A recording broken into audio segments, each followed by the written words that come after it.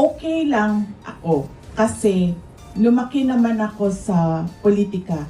9 years old pa lang ako, mayor na yung father ko. At tuloy-tuloy yon, hindi na tigil yon hanggang naging president siya.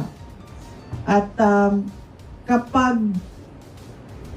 noon ganyan din ang politics sa Davao City. May siraan din, black propaganda din. Lagi sinasabi ng ni former President Rodrigo Duterte sa akin, ni Tatay Digong, lagi niya sinasabi sa akin noon, ganun talaga ang politika. Dudumihan ka ng kalaban mo para magmukha siyang malinis. Sabi niya, they will always paint you black so that they will look white. So, yan talaga, paulit-ulit yan noon. Kasi ganun din yung labanan nila